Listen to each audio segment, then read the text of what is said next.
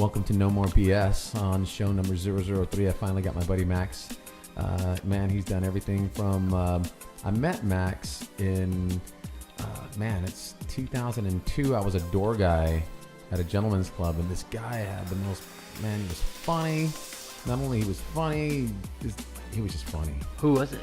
It was you. Oh! And I destroyed it again by yelling. And that's how we met. And that's okay. And then we figured out, man, this guy does film, so do I. So the next thing you know, what did we do? We did the Alamo. But we had also knowingly worked together at Acapulco Sam's in a way. Yeah, we worked at another bar together, but we didn't even know each other. Yeah. Along with Johnny Hester. Yeah.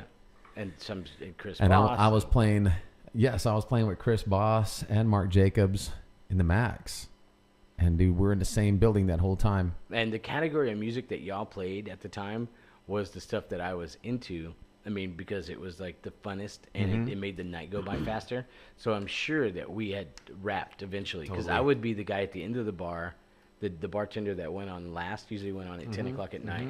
And I would be the one that they would say, hey, take these shots to the band, or hey, take these drinks to the band, or whatever. That was you. It was always me. I was freaking always at the knew end of it. the bar like, damn, I got to get through that crowd with this. I got to get those stupid, dopey band members these shots. Dang. These jerks. Like an idiot. And then I'd get halfway there, and someone would bump into me, and they'd go all over the tray. And I'm like, "Grr." Yeah, so we didn't know each other, but we were working at the same bar for who knows how long. And at least, yeah. so we go way back, man. And then when I started working with Max trained me to DJ amongst some other good fellas that helped train me as well. You know, Jimmy G, Janglish, and a lot of great guys that helped me out. And then, but really, you know, I learned from you, Max. I learned how to do that gig. Still doing it part time, man. It's been a hot minute.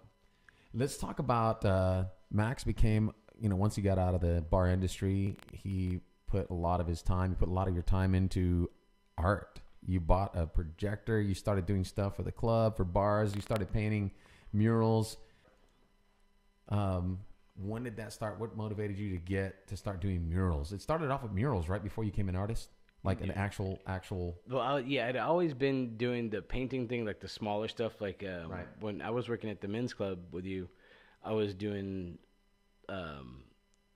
like portraits of My Little Pony. Like they would give me a picture of or send me a clip of the My Little Pony characters, right? And I would paint those on. Like the kids play the little table with the two chairs that kids use to, you know, the little kids ones. And I took the image and put it on there and just painted it like that. And then someone else had a painting or it was a photo of something else. And then I did that, just, you know, little things. But when we were getting ready to both walk out of the men's club, and I had just started getting, you know, like more work, like more little things, and some guy offered me a gig in Pflugerville, north of Austin. I mean, just outside Austin, more north. I remember that, dude. You went out there, and that was outside and back of like a shed, or was it behind the bar? No. The place was a bar, and if you're traveling up 35 North, you'd see the side of this building. That's why they initially I was just putting their logo there. And once I finished the logo and I removed all the tape and everything, he was like, wow, that looks great. And the size you made it was perfect. It's very clear, very legible. You want to do the rest of it? And I was like... Do you still have pictures of that? I do, but they painted over it. No, but you have pictures of your finished product. Yeah, I have pictures of mine. Yeah, we're going to show that to our viewers here, definitely. Yeah, I have to look on my Facebook account. That's all right, man. We're good. So you did that was your first major project, I remember, right? The first big one, yeah. And it was you know, that's how you learn, you know. It wasn't easy, dude. It wasn't easy, and the weather fought me the whole time. The conditions, the drive up there, back, the conditions of getting there and back and having enough time to work before the sun went down.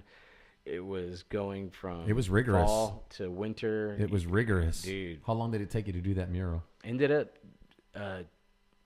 probably close to 2 months. I just finished that logo, and it was probably a week later that they asked me to do the whole building, the whole side. It was a 2-story building, so I had a scissor lift that was there. So so from November till it was. I know it was after the New Year. So That took about a good like, 6 months or more, dude. well, I would think. It went into the spring the following Oh, year. you mean like The time amount of- lapsed by? Yeah, it was probably No, like just 4 months. Just because the initial time from the day you started till the day you're Yeah, like, hey man, probably close to like you 4 months. guys still owe me $1,000. yeah, it was like 4. Yeah, it was like 4 months because I didn't actually put in 4 months because of the rain and the cold. Sometimes the rain would stop, but it would be so cold that the paint wouldn't cure. Or dry. Yeah, it wouldn't. Yeah. It would dry, but you could just walk up to it and just scratch it with your fingernail, and it would come right off. Like You cake. know? Yeah, just Icing. like crayon. Mm-hmm. So So you had to primer it. well, no, I just had to just wait because if I were to go paint, like say I were to do like a 10-foot section, and of just like a background, like before I, because you do everything in layers forward, and if I were to have done like a 10-foot piece, like intricate background, like the sand and the shadow and the road, because it was a mural of a lonely highway road going up into a sunset, and in the center of the sun was their logo. But if it was too cold, Check it out. and We're gonna put the picture up right now so our viewers can see it. Coolness. Check that out. Awesome. So what the center of the picture? the center of the picture is the logo, and the road is going up to it, and either side of there you can I see that. You could see the mountains and all that stuff. Well, if I were to do one of those sections and it was too cold, and it didn't, being that it was too cold, it wouldn't dry correctly, meaning that if I were to walk up to it and scrape it with my fingernail, it would come off. Normal, it shouldn't do that. Or if you paint near it, it'll blend.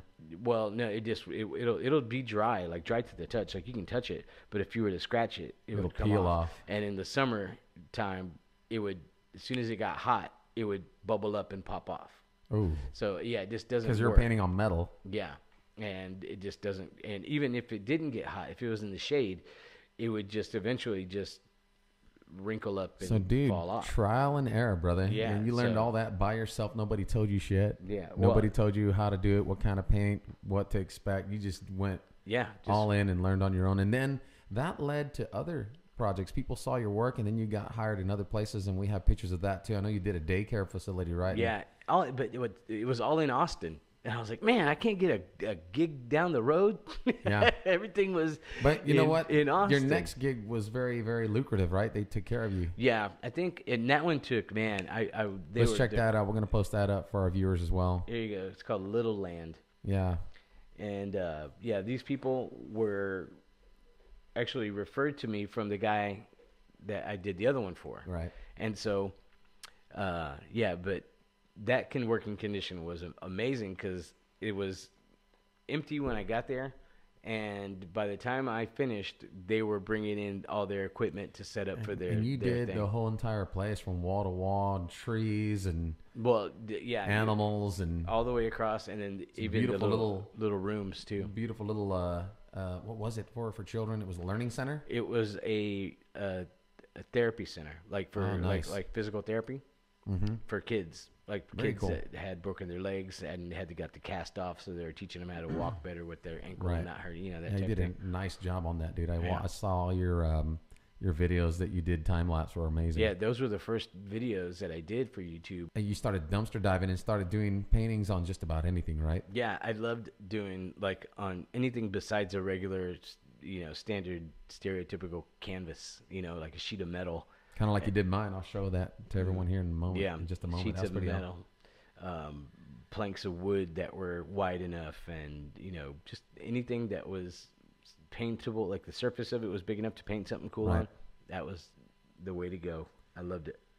You get inspired by a certain artist like Volca, and then you try out that style and kind of incorporate your own style to it. Then I noticed you came up with another style that doesn't have too much color into it, but it looks really cool, almost kind of like a neon, not a neon, kind of like a negative exposure kind of texture. I don't know. It's hard to explain. When did you get in? Like, I'm going to go ahead and show the viewers the one you did to me maybe 2-3 years later when I went to Australia, right? Yeah. Now, this piece, we have it right here on the floor, but we'll show it to the viewers. I'll take a picture of it and post it up so you can see it closer. And here's what we're talking about. What got you into this style of painting? When I started doing it like that, I was getting photos, off my computer because everything's digital now. Back in the day we used to get our photos printed out, and that was easier to work with. Well, now everything was on the computer, so I was trying to put an effect to them, like to make them black and white, and I just didn't know how to do it on my computer. It wasn't that simple. So I learned how to use PicMonkey, and I used the free PicMonkey website, which I did and stayed up till 10 in the morning. Yeah, it's addicting. Yeah, and they have in the tools, I guess, where it shows you all the effects that you can do. If you start playing with them enough, you can get it to look like this. And because initially what I was trying to do is I was trying to make a silhouette out of everything, like a stencil, like how people are doing stencils on everything. Like there's another artist named Blake Jameson, and he is an amazing stencil artist that's just in the last couple of years taken off. And so I was trying to do something like that, and so in that process, what's this guy's name again? Blake Jameson. Wow, I'm gonna have to look that guy awesome. up. Yeah, he has a amazing story. Like his stuff went from super cool, intricate to now it's just nuts. But I mean, yeah, from he just exploded. From like 20,000 subscribers to 2 million overnight. Dang. Like wow. Just on his art. Yeah, just on his art, and he doesn't even do a lot of time lapse stuff like I do. He just does his art and then posts pictures of it. Right. I mean, it's just that cool. Well, anyway, in trying to do something like a stencil, I ended up finding this kind of the photo looking like that. Right. Looking how. But you're doing that. At first you started off with a stencil. You're not using stencil anymore. It's all freehand now. Well, I do a light outline. A light. Yeah, okay. just to keep to keep everything structured. Yeah, because. But it looks like, dude, when you're painting, and I'm looking at your, what do you call it again? Your time lapse videos on Facebook, and I'm looking at you do the painting, man. It looks like you caught on. It looks like you're not even paying attention to the stencil. Yeah, it got to the point where you're just using it as a photo. I'm mostly got the photo taped right there. Yeah, you're pretty much continuing that style. It's gotten really popular. You've done a lot of paintings that you've gotten compensated for from a lot of viewers and friends on Facebook. Is that the style you kind of keep going off right now? And you're kind of and obviously it's evolving into getting your own. You're growing onto it and moving forward with it. I'm trying to. Yeah, I want to keep moving up to the next level. Do you feel like you get kind of stuck in a style? Yeah, like right now I'm stuck in comfort zone of. Yeah, but it's still amazing. It's still awesome. I like the one that you did today of. I saw the one today. Lana Del Rey. That's an awesome pick. Thank you. Yeah, see. And you used more color too. Yeah, exactly. They said that the person that I was doing it for, his favorite colors were yellow and pink. Excuse me. And so I was like, well, I'm going to do like I normally do, the black and white, because, to try to, get the highlights and the lowlights with shades of pink and shades of yellow, it's just going to be too much. So I'll do the background and the flowers in those colors and go from there. But yeah, that painting was still similar. It's this style also. So I want to move the next level, like still keep it like this, but you want to definitely grow from there. Just like any musician, artist, actor, you get to one spot, you learn it. I'll say, okay, I need to evolve and create from this point on, where you develop a certain style, or it just happens. I was making that logo last night. I was making that logo and it looked so simple. It wasn't, dude. I started at 3 a.m.